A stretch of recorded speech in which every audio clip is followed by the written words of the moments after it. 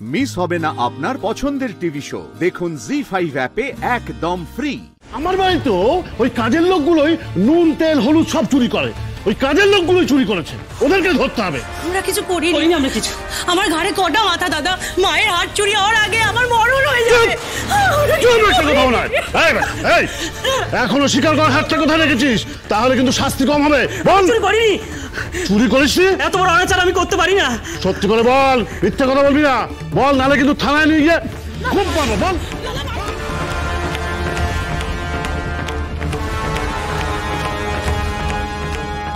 অপদার্থ একটা, কি বুদ্ধি নিয়ে পুলিশে ভর্তি হয়েছে ভগবানই জানেন।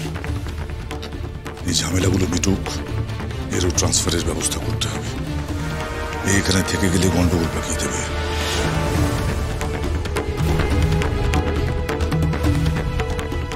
কিন্তু বাবা এখন একে না থামালে তো সবকিছু গড়বড় হয়ে যাবে। কোথায় রেখেছিস? মারবেন না স্যার, আর মারবেন না। তাহলে হাতটা কোথায় রেখেছিস? বল বল। জানি না স্যার। বলবি না? তখন থেকে আপনি বলরাম দাকে কেন মারছেন? ওনারা তো বলছেন ওনারা চুরিটা করেননি। ও তাই তো, আপনি তো পুরুষোত্তম সিংহ উচ্চ বিদ্যালয়ের শিক্ষিকা দিদিমণি অষ্টমী রায়। আপনাকে তো দেখিনি। আচ্ছা, আপনি কি বললেন? বলরাম দা দাদাকে মেরেছি বলে আপনার খুব লেগেছে। আচ্ছা, আপনিও তো এখানে নতুন এসেছেন, মানে এ বাড়িতে জোর জবরদস্তি ঢুকে পড়েছেন। আপনার কোথাও একটা ভুল হচ্ছে। আমি জোর জবরদস্তি করে ঢুকিনি। মন্ত্রী মশাই স্যারকে বলার পর স্যার নিজে আমাকে বলেছেন এই বাড়িতে থাকতে। দেখুন, উনি হচ্ছে ঠাকুর, ওনার হচ্ছে দয়ার শরীর। কিন্তু আপনি তো এই বাড়ির কেউ নন। ঠাকুর আপনাকে দয়া করে থাকতে দিয়েছেন।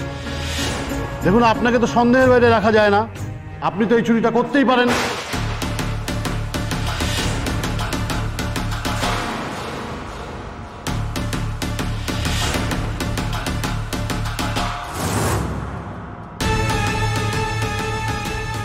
যাক, তো এতক্ষণ একটু ঠিক টিকে গিয়েছে। ঘটে কিছু অ্যাটলিস্ট বুদ্ধি আছে। দাঁড়াও, আগে দেখি শেষ পর্যন্ত কাজটা ঠিকঠাক করতে পারে কিনা। নেন বলুন এবার, আপনি হাতটা শেষবারের মতো কখন দেখেছিলেন? এক মিনিট। দোলবাবু যা বলেছেন। উনি একজন শিক্ষিকা, ওনাকে আপনার এইভাবে জেরা করাটা মোটেও উচিত হচ্ছে না। আর তাছাড়া উনি আমাদের বাড়ির অতিথি। আমি জানি তো ঠাকুর, কিন্তু কি করব বলুন তো?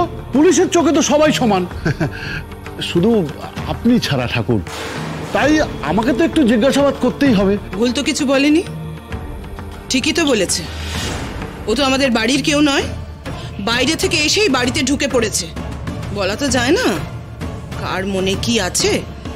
মা, এত কথা বলার তো দরকার নেই। ওর ঘরটা সার্চ করলেই তো হয়, তাহলেই তো বোঝা যাবে হাতটা নিয়েছে নাকি নাইনি।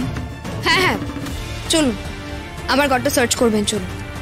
যতই হোক আমি তো এই বাড়ির কেউ নই, আমি তো বাইরের লোক। তাছাড়া এত বড় একটা চুরি হয়েছে, আমার মনে হয় আমার ঘর থেকেই সার্চ করাটা শুরু হবে। আমি তো নিজের প্রাণ বাঁচাতে এখানে এসেছি। তারপরেও যদি আপনাদের মনে হয় যে এই অপরাধটা আমি করে থাকতে পারি, তাহলে চলুন আমার ঘরটা সার্চ করবেন। চলুন।